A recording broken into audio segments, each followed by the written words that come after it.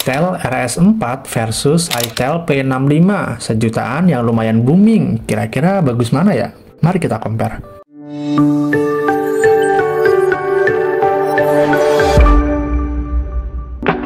Oh ya, penyebutannya gue singkat aja ya biar gampang. Oke, bobot dari kedua HP unggul di P65 dengan bobot 192 gram, sedangkan itel RS4 bobotnya di 198 gram. Dari segi bobot, unggul di P65 yang punya bobot lebih ringan daripada RS4. Untuk bagian layar, keduanya sama-sama pakai layar IPS dengan refresh rate yang sama di 120 Hz dan punya resolusi yang sama, baru HD+.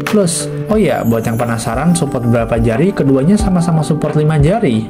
Untuk harga dan memori, P65 cuma ada satu varian 8128GB di harga sekitar 1,4 sampai 1,5. RS4 punya 3 varian, varian 8128GB di harga 1,6 sampai 1,7, varian 8256GB di harga 1,7 sampai 1,8, dan varian 12256GB di harga sekitar 1,8 sampai 1,9 juta. RS4 pakai UFS 2.2, untuk P65 juga sama, udah UFS, tapi gue bener-bener nggak dapet datanya. Nih HP pakai UFS seri berapa? Mungkin dari kalian ada yang tahu, bisa tulis di kolom komen. Kamera belakang keduanya punya lensa 50 megapiksel. Untuk support perekaman unggul di RS4 yang udah support 2K 30 fps dan 1080p 60 fps. Sedangkan itel P65 baru support di 1080p 30 fps aja. Walaupun sama dari lensanya, apakah hasil fotonya sama? Mari kita compare.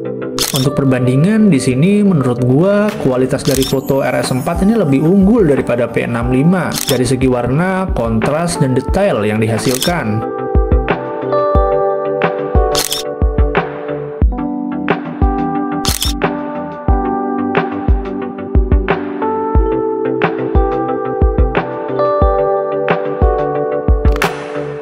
Untuk hasil perekaman 1080p 30 fps, kalau kita lihat di sini warna RS4 itu lebih terang daripada P65 dan rekordernya lebih stabil di RS4. Untuk perekaman keduanya pakai lensa 8 megapiksel, namun perekamannya lagi-lagi RS4 lebih unggul di 2K 30 fps dan 1080p 60 fps, sedangkan P65 baru support di 1080p 30 fps saja. Dan perbandingan di sini kamera depannya juga unggul dari segi kontras dan detail yang dihasilkan.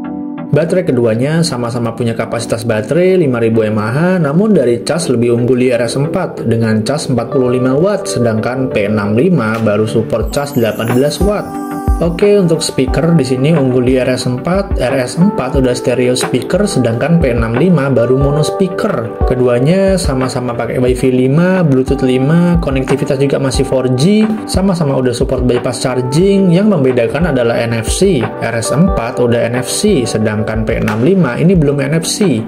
Kita masuk ke segmen chipset yang dimana keduanya punya chipset yang berbeda. P65 yang pakai Unisoc T615 dengan Antutu mencapai 259.000, sedangkan RS4 yang pakai MediaTek Helio G99 Ultimate dengan Antutu mencapai 410.000. Game yang gue comparein antara lain adalah MLBB, PUBG, CODM, dan Genshin. Untuk PUBG, keduanya sama-sama mentok di settingan Smooth Ultra dan dapat FPS yang mentok di 40 fps. Keduanya juga punya gyro yang udah hardware, jadi aman aja harusnya buat main PUBG. MLBB P65 support settingan di grafik ultra dan framerate di high ke 60 fps. RS4 settingan grafiknya sama di ultra, tapi framerate-nya di sini dapat di super 90 fps. P65 Real Racing 3 dapat di 60 fps aja. RS4 Real Racing 3 dapat rata-rata 80 sampai 110 fps. Genshin Impact P65 grafik lowest, framerate-nya di 60 fps. Dapat fps rata-rata di 25 sampai 30 fps. RS4 Genshin grafik lowest 60 fps, dapat rata-rata di 30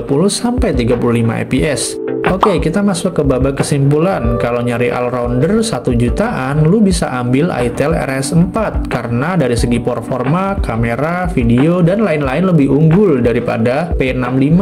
Tapi kalau lu tetap ngebet, ambil itel P65 boleh aja, kan lumayan juga benefitnya. Dapat case power bank, ada lampu RGB, bagian belakang, punya bobot yang lebih enteng dibandingkan RS4. Tapi kalau menurut gua kayak nanggung aja karena harganya beda dikit dan bisa dapat lebih. Ya, itu aja pendapat pribadi gua soal comparean kali ini. Kalau ada yang salah dari penjelasan gua, silahkan dibenerin di kolom komen. Gue Aka, sampai jumpa lagi di seputar teknologi.